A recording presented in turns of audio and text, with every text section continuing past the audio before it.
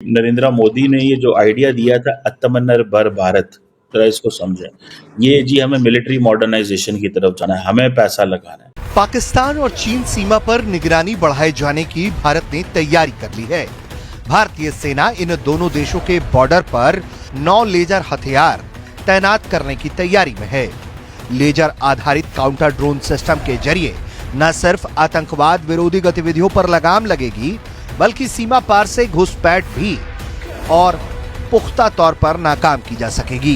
ये भारतीय जंगी जुनून और पाकिस्तान की पोजीशन इस पे क्या है, हमारे पास क्या जवाब है? यकीनन खित्ते में एक तवाजुन वाली बात जो होती है, तो एक वो फैक्टर तो जरूर है, लेकिन इससे यकीनन पाकिस्तान ने अपने इस पे स्टेप्स लेगा। भारत अब इससे भी आगे निकल रहा है।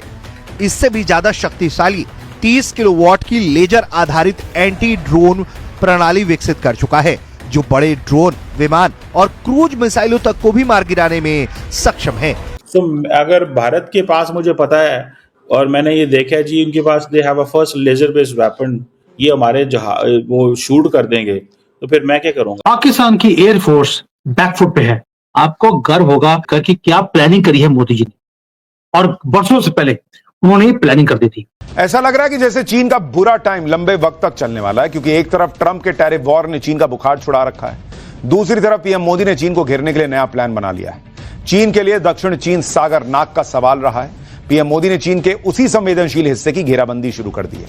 भारत दक्षिण चीन सागर में चीन के खिलाफ उसी स्ट्रैटेजी पर काम कर रहा है जैसा चीन हिंद महासागर में भारत के साथ करने की कोशिश कर रहा है। इस मिशन पर पीएम मोदी ने अपने सबसे ताकतवर हथियार ब्रह्मोस को लगाया है।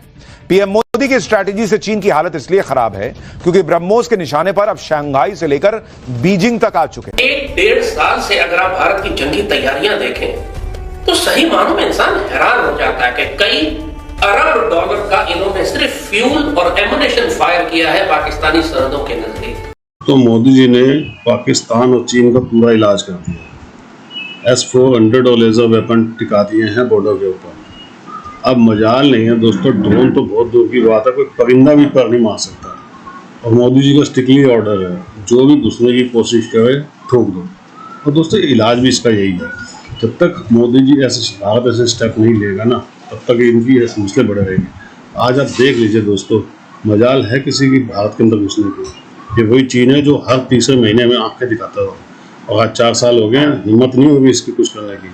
और ये पाकिस्तान जो आए दिन आप देखते थे ना, हर 15 दिन के बाद कुछ आतंकवादी घुस रहे हैं, वहाँ पे फायरिंग चल रही है, सब शांत कर दिया मोदी जी ने। अब आगे POK की है, अब हमें पहले POK लेना है, फिर अक्साई चीन। दोस्तों जो चीन का हड़पा हुआ वो भी हमारा ही है, तभी हम अखंड भारत की तरफ निकलेंगे। कमेंट्स कीजिएगा, वीडियो को लाइक और चैनल को सब्सक्राइब कीजिएगा। Thank you very much. Pakistan की एयरफोर्स बैकफुट पे है।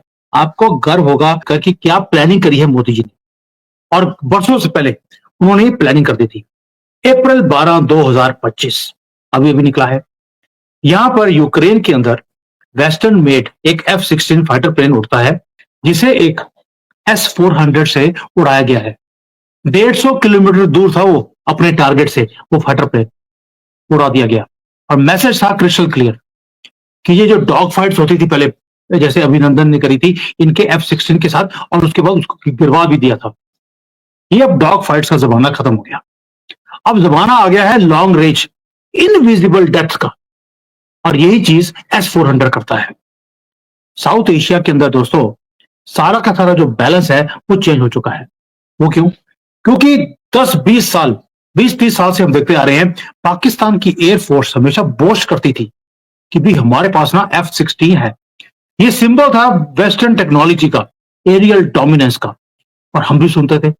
ये हमेशा इंडियन बॉर्डर्स के पास आते थे, उड़ के जाते थे बड़े कॉन्फिडेंस के साथ कि साढ़े को F-16 है। अब वो कॉन्फिडेंस शटर कर दिया भारत ने, क्योंकि हमने अपने S-400 एक्टिवेट कर दिए हैं। आपको याद होगा कि प्रधानमंत्री मोदी ने सबसे बड़ी डील करी थी रशिया के साथ। हमने S-400 लिया, सारी दुनिया का प्रेशर था हमारे ऊपर कि आप इसको नहीं ले सकते, अगर लेंगे तो सैंक्शन आ जाएगा। मोदी जी ने बोला भाड़ में जाओ, मुझे जो लेना है मैं लेकर रहूंगा, और जो मर्जी कीमत भी हो। अभी 3 स्क्वाड्रन्स ऐसी हैं जो हमने पाकिस्तान के बॉर्डर पे लगा दिए, एक राजस्थान में, एक पंजाब में और एक जम्मू एरिया में।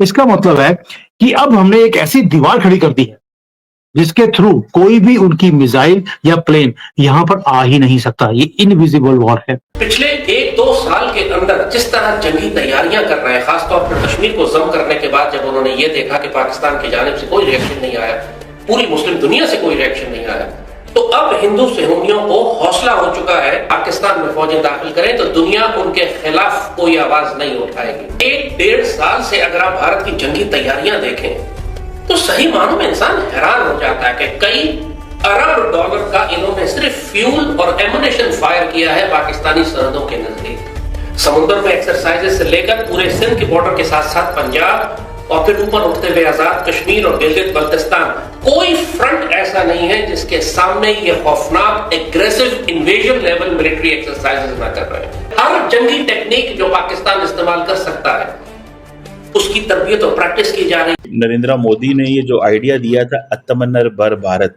जरा इसको समझें। ये जी हमें मिलिट्री मॉडर्नाइजेशन की तरफ जाना है, हमें पैसा लगाना है। तो अगर भारत के पास मुझे पता है और मैंने ये देखा है जी उनके पास they have a first laser based weapon, ये हमारे वो शूट कर देंगे तो फिर मैं क्या करूंगा? क्योंकि उनको पता है कि जो नेक्स्ट वॉर है वो कई बातें हो रही हैं जी, इलेक्ट्रोमैग्नेटिक वॉरफेयर होगी, अब जो वॉर है वो टेक्नोलॉजी की है, और दूसरा असल में अगर सही मानों में देखा जाए तो it's all about Pakistan as well. उनको ये पता है कि जो पाकिस्तान के हवाले से उनको चैलेंज फेस करना पड़ता है कि उनके पास, आप देखें वो जिसे कहते हैं ना कि इंडिया के पास S-400 सिस्टम उन्होंने इंडियन पाकिस्तान LAC और LOC पे लगा दिए, but can they target drone with the S-400? No.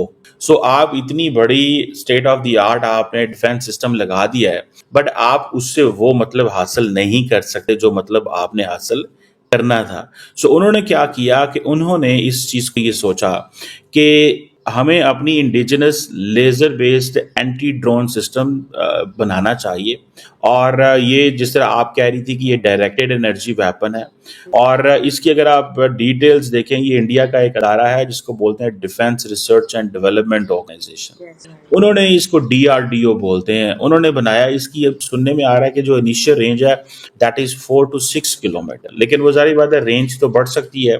क्या भारत की जो ये कामयाबी है ये लाइक इस रीजन में एक नए आर्म्स रेस शुरू कर सकती है?